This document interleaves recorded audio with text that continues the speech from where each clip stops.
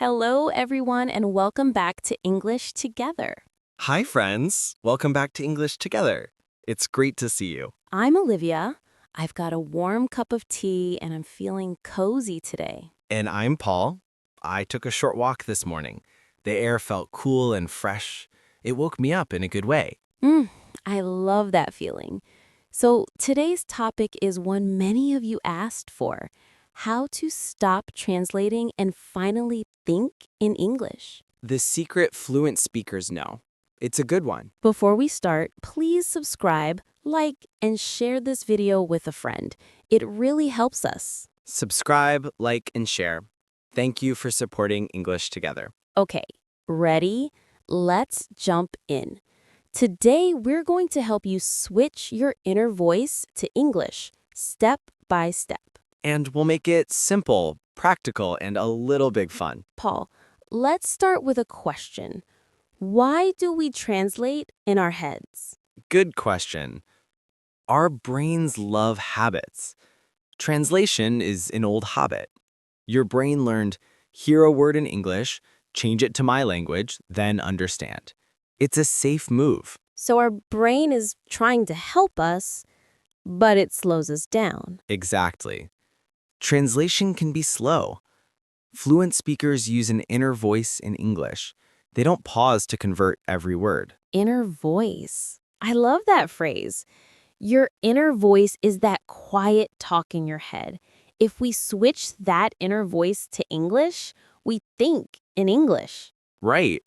Imagine your brain has a small switch. English mode. When you flip the switch, your inner voice starts speaking English. Let's create a trigger to flip that switch. A trigger is a cue, a small signal. For example, when I put on my headphones, I tell myself, English only, nice and slow. That's a mantra. A mantra is a short phrase you repeat.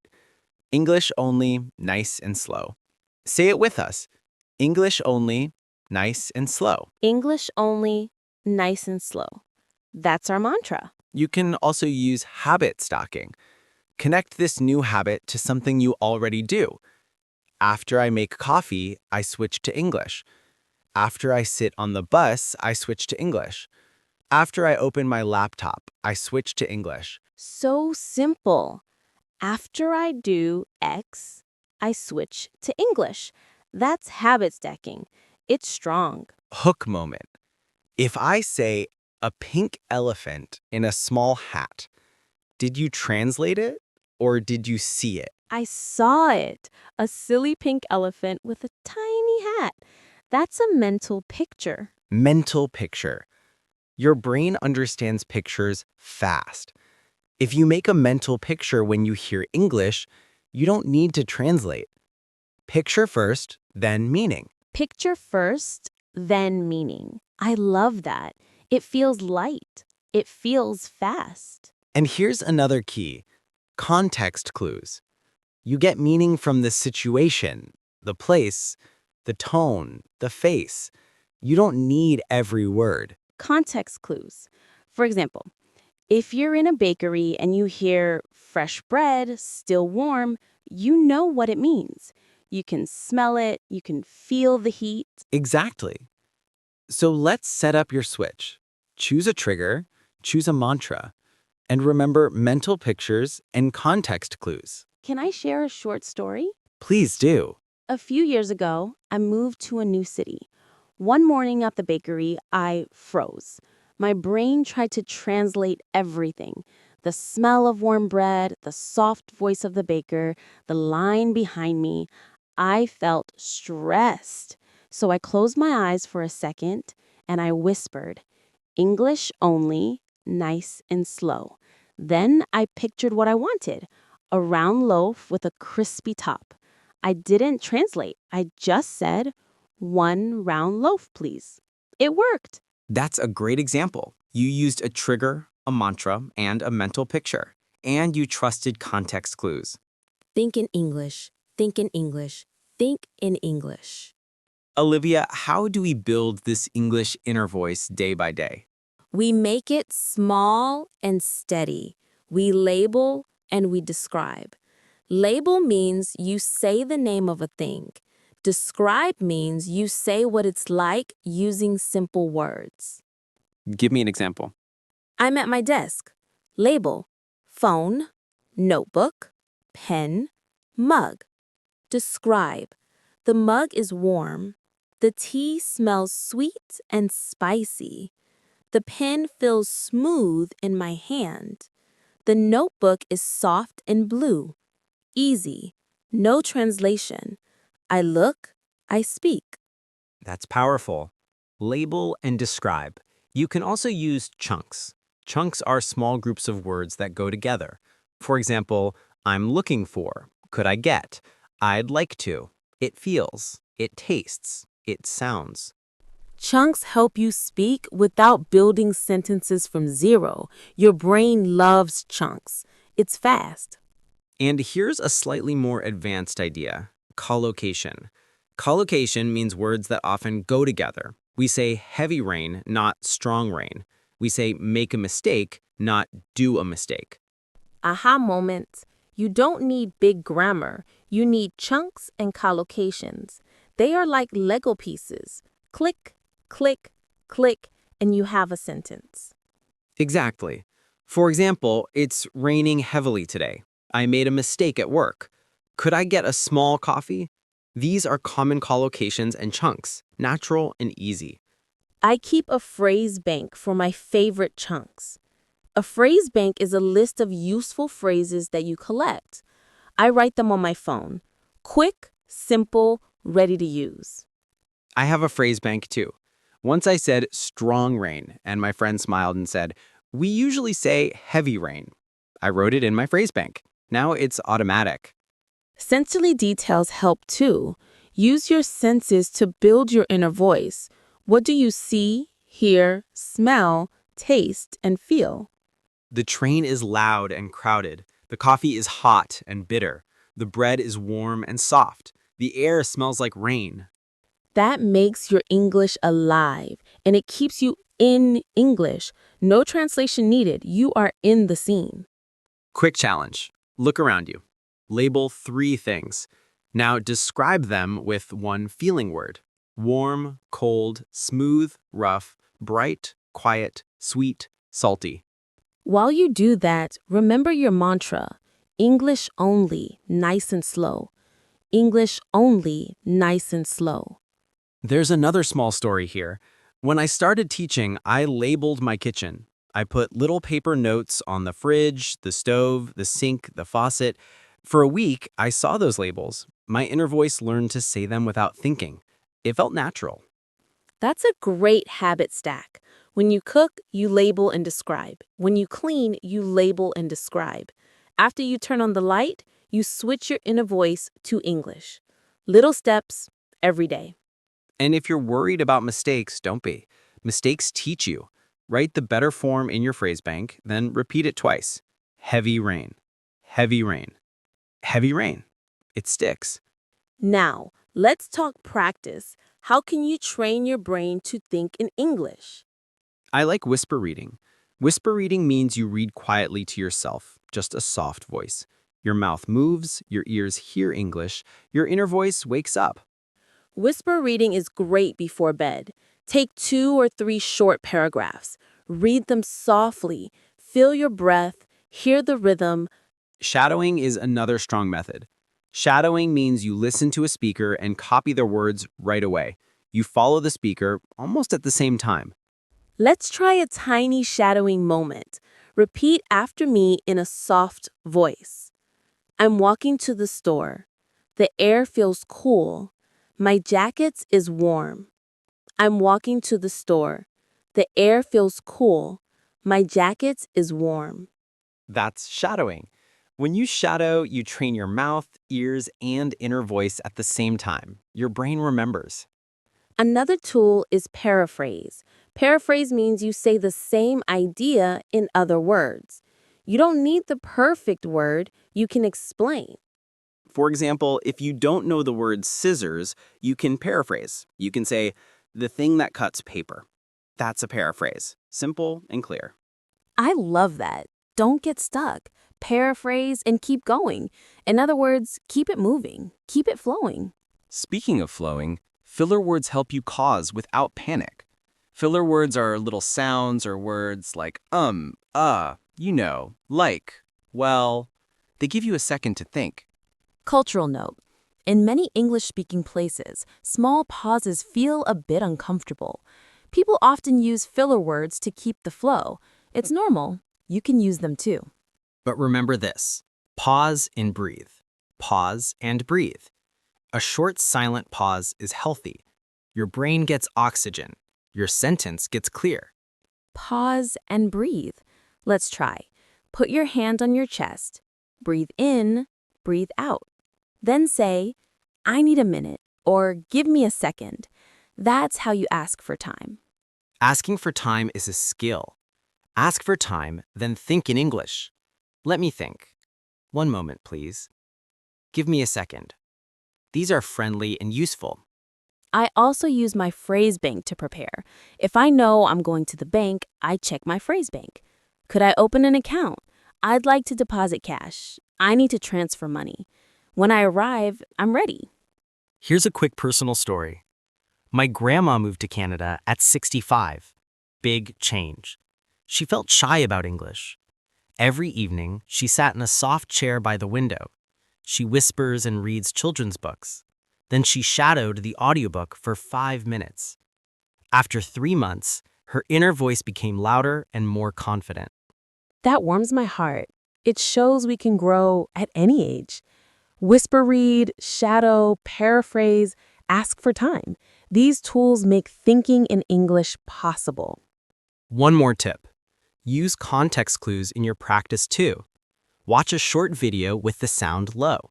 Guess the meaning from faces and body language.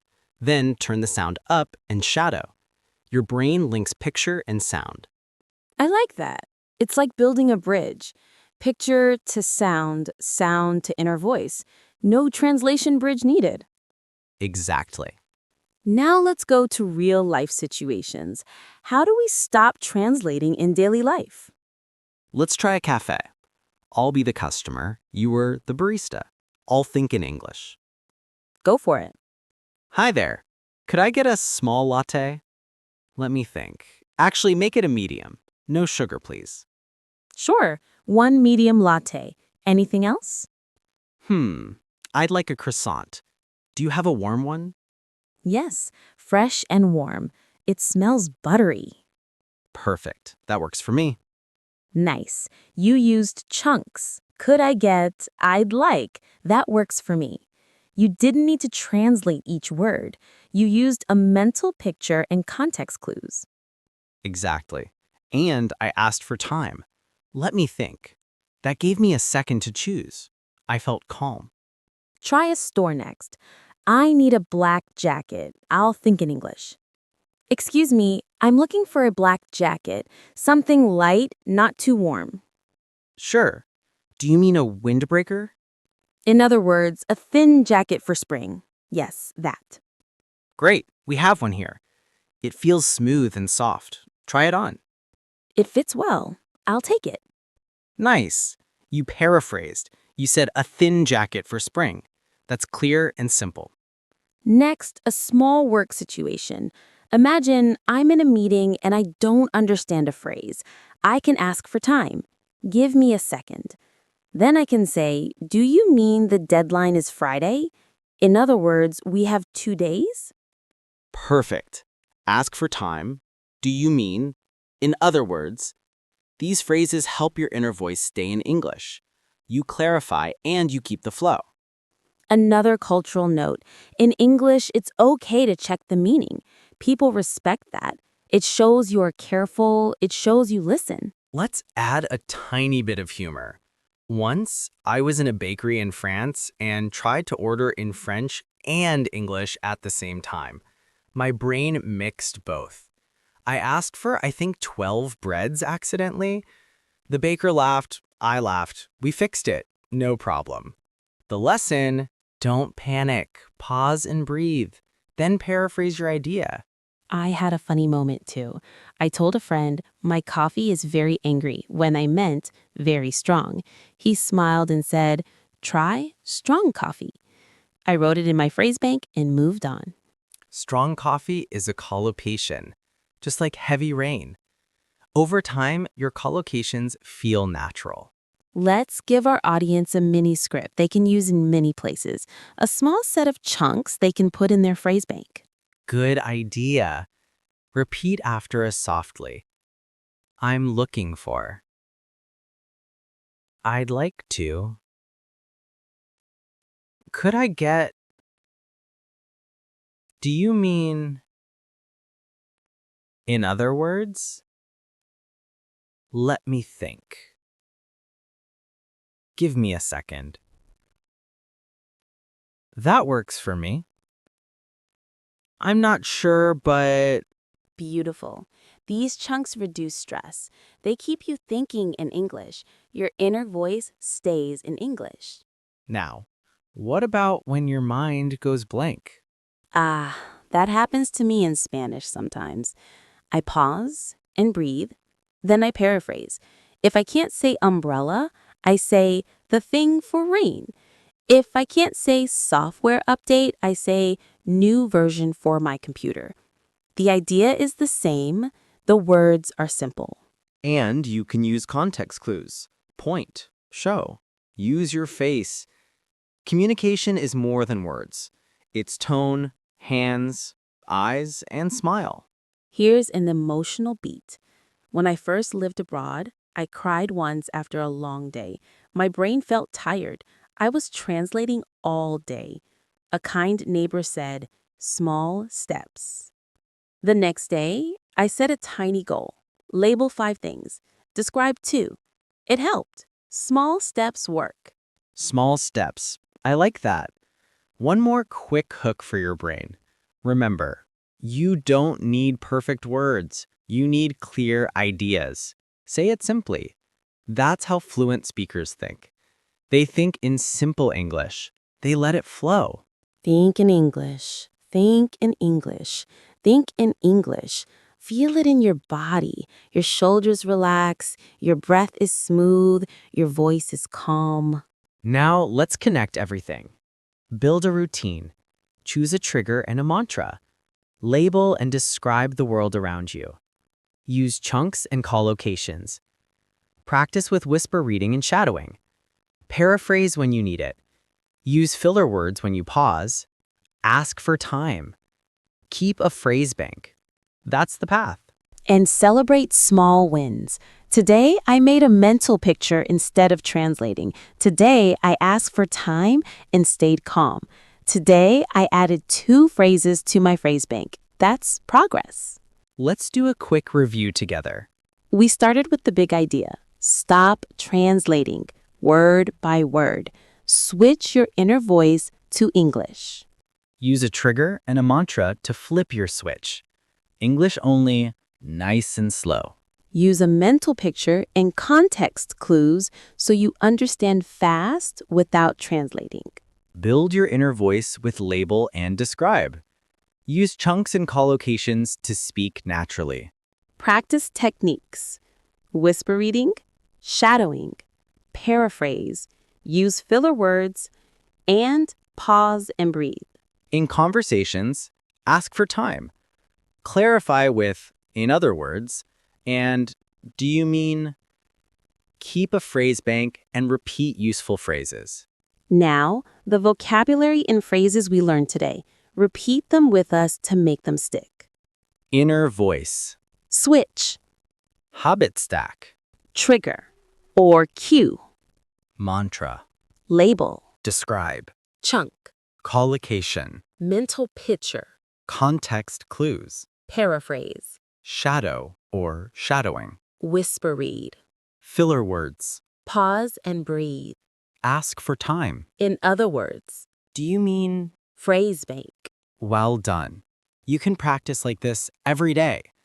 2 minutes of whisper reading, 30 seconds of shadowing. Label and describe 3 things around you. Keep it simple, keep it steady. Thinking English and let it flow. You can do this. We believe in you.